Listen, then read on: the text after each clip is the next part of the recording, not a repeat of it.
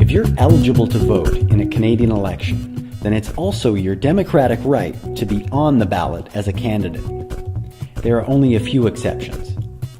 The process works almost the same way whether you're running in a provincial or a federal election, but we'll focus on how to run in a federal election.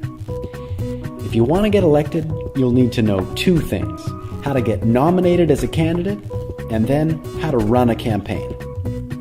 There are two ways to run as a candidate. You can run under the banner of a political party or as an independent. First, let's talk political parties. A party is a group of people who share opinions about how the country should work. There are four national political parties in Canada: the Conservative Party, the Liberal Party, the New Democratic Party, and the Green Party. There's also the Rhinoceros Party, who don't take themselves too seriously and make a great example party. To run under a party's banner, you first need to win the support of local party members in a mini-election, called a nomination meeting, in your riding.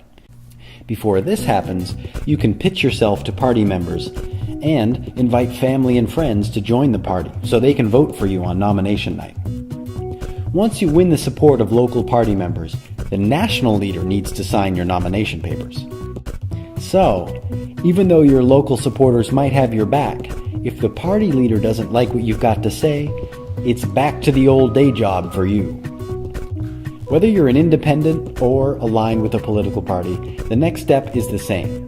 File your nomination papers with enough signatures from people who live in your riding, along with a $1,000 deposit. No big deal, right? A campaign is the way you organize to get people in your riding to vote for you. In order to do this, you need three things: a platform, supporters, and more money. If you've won the nomination of a party, the party can help you get all of these things. However, the party will expect you to promote its proposals during the campaign and, if you get elected, take the side of the party leadership when you're asked to vote on issues in the House. Your platform is what you pledge to do if you get elected.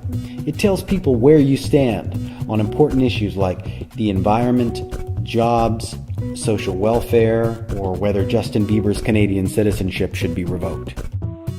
If you belong to a party, the party leadership determines your platform for you, and is the same across the country. Ideally, this is based on the values of party members like you. Ideally. If you're running as an independent, your platform can be whatever you like. Unlike running a race on foot, running a winning election campaign is something you can't do alone. Seasoned campaign workers know that the best way to get someone to vote for you is to reach out to them in person.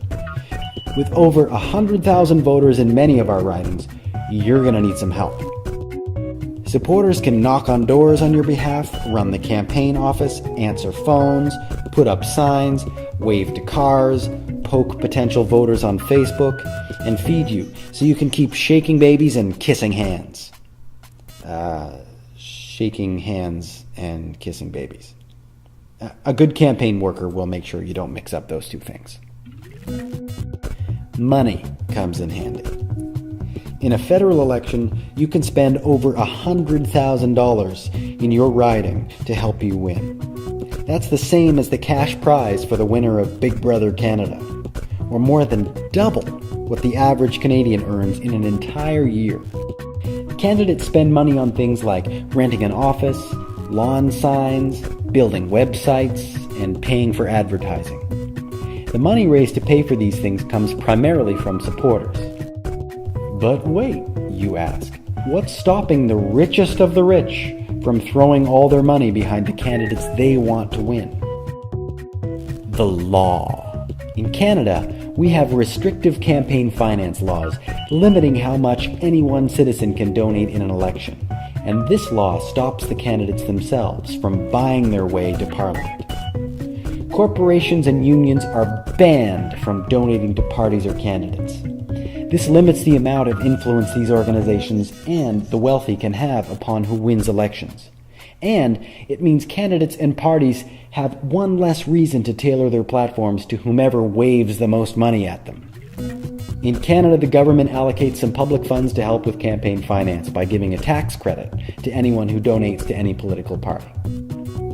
At the end of the day, the winner of the election is the candidate who gets more votes than anyone else. The candidate's platform, supporters, and money all play a big role. But ultimately, the decision is up to the people. Got more questions? Ask us in the comments. Don't forget to subscribe and check out our previous videos.